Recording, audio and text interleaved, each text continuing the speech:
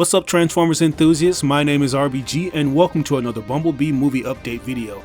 It's been roughly over a month since we got the teaser trailer, which has been generating mostly favorable opinions, and I'm still blown away by how well this new direction has been going, especially considering how anything live action Transformers movies tend to garner a negative stigma nowadays. Just looking at the busy designs of the Baybots and the constant use of humans kinda makes you want to roll your eyes. But as I mentioned in the last video, this new one has a certain level of charm and simplicity compared to the other entries. It feels like the writing team is following a similar formula to the IDW G1 comics, where each Transformer could each get their own solo film, kinda like the Spotlight comics that go deeper into the origins of each character. This could save them a lot of money because they could tie in 3 additional characters in each solo film as opposed to trying to squeeze in as many bots as possible. But anyways, the well of information has finally started to leak out more news on this movie that looks to be a huge love letter to G1 fans. A few weeks ago, EW gave a behind the scenes interview with Bumblebee The Movie's producer Lorenzo di Bonaventura. He's been the executive producer of the Transformers live action films since their inception. Now, I'm pretty sure that plenty of the uploaders in the Transformers community have probably covered this, but I know you guys love hearing my thoughts on these kinds of things. It's a pretty long article, so I'll do my best to condense it and sort of interject to give my opinion. But without further ado, let's dive into it. The upcoming Bumblebee film is radically changing the look and feel of this saga about shape-shifting alien robots, drawing inspiration from the humble 1980s Hasbro toy and cartoon and aiming for more heart than bombast. It's such an extreme shift that there's a genuine uncertainty whether the fans who made the Rock'em Sock'em Michael Bay movies a multi-billion-dollar phenomenon will be on board. But producer Lorenzo di Bonaventura, who has shepherded the Transformers franchise since the first live-action movie in 2007, says the bigger danger was keeping things the same. If you don't change up, you're also taking a risk. It's one of those things where there is no simple answer. You're taking a risk no matter what you do when you make a big, expensive movie. So why not change the formula completely and really hang in there? Now, this statement couldn't be any further from the truth, and I think it's something that should have been taken into consideration a long time ago. I'm talking after the negative backlash they got with Revenge of the Fallen. As I mentioned earlier, we've grown tired of all the explosions and constant ass pulls of origin stories depicting why the Cybertronians came to Earth in the first place. When you're constantly changing up the mythos for the sake of going out with a big bang, you miss out on a lot of great world building. I think I speak for most of the fans when I say that we don't necessarily mind a moderate-sized cast of robots as long as each character is given a proper introduction, as opposed to the one-note side character that says a few lines and disappears into the background. And I'm well aware of the risk they're taking financially, but just looking at Bumblebee's movie budget, they should probably follow this particular entry's formula. For the past installments, Paramount has had to worry about going bigger with their cast of Transformers, and there's also the issue of buying these expensive cars to represent each particular alt mode. They also had to purchase 2 of each respective vehicle, one for close-ups and the other for high-speed action sequences. So there's that, with all the massive explosions and special effects, which is probably why the movies cost well over $200 million to make. Listen, when you're making a movie for $145 million, which sounds like a lot of money, it was tough to fit this movie in that box. I actually wanted more robots than we had, but it just ultimately got too expensive.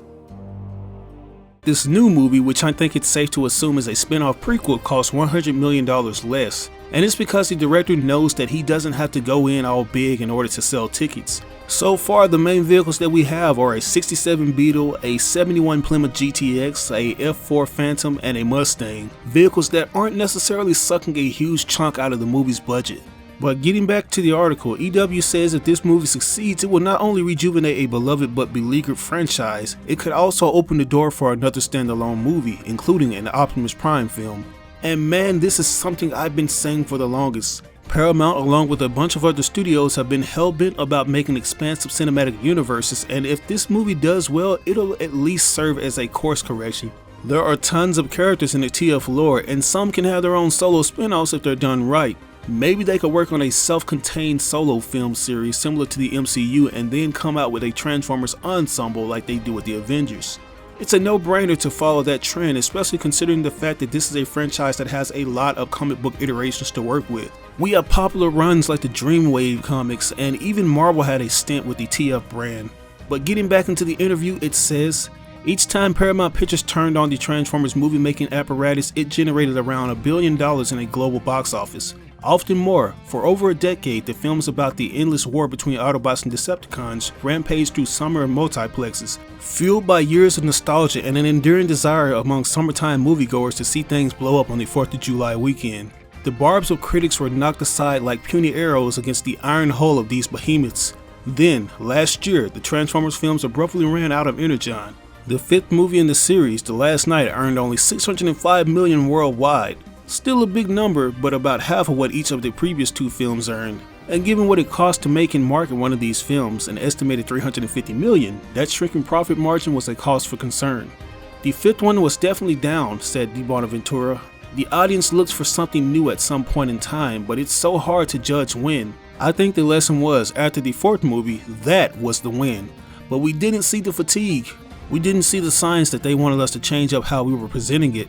We were headed down the Bumblebee path well before the release of the last Transformers, he says. We had felt that with the fifth movie, we had sort of run out of room where to take it.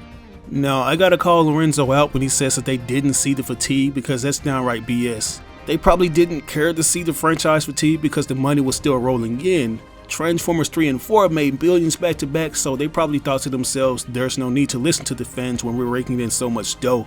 Let's keep the formula intact no matter how stale it is.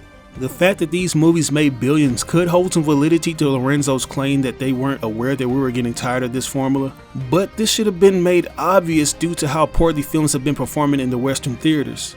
The box office numbers have continued to dwindle, with The Last Knight grossing a measly $130 million in the US and Canada and a fair $475 million everywhere else. Their biggest bread and butter has been their Chinese audience, which Paramount has been pandering to for years. But even they've grown tired of this rinse, dry, repeat formula. And that's who I think Lorenzo di Bonaventura was really paying attention to, because the Eastern audience has been keeping these films afloat since Dark of the Moon. But now that the money has begun to fizz out with that particular demographic, they have no choice but to try to get back in good graces with the American fans. It's obvious that the writers have run out of ideas on where to take the franchise years before The Last Knight was even produced, and they were simply just depending on the brand alone to sell tickets. So in order to please us, they absolutely have to go back to the core of what made the Transformers popular in the first place, actually go back to Generation 1. Now, I'm just going to skim through most of this article and take you to the part that caught my attention the most. And that's when Bonaventura talks about why it's so important to tread back to the G1 style. It says, and I quote, Transformers 6 and 7 have since been indefinitely postponed and moved off of Paramount's release schedule. But it wasn't clear whether the Bay movies would continue when Bumblebee was being developed. So the creative team thought it would be best to set their story far away from the modern timeline. They decided to go back 30 years, basing their origin story in 1987.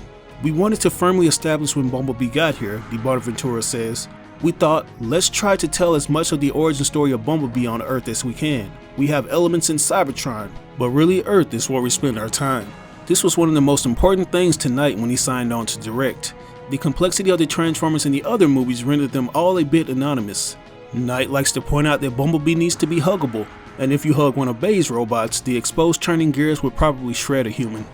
Now, I don't want to harp on how the previous installments were so bad because they all featured astounding visuals. Hell, I go so far as to argue that the 07 film was a revelation because it proved that the wacky things such as transforming robots could be brought to life on the big screen. It was a significant leap in ambition that brought the franchise to massive worldwide success. This new movie is daring in its own way because it's directed by a director who was actually a fan of the original cartoon. Someone who's actually familiar with the characters and knows that they have layers as opposed to being one-dimensional machines who are just there for action sequences.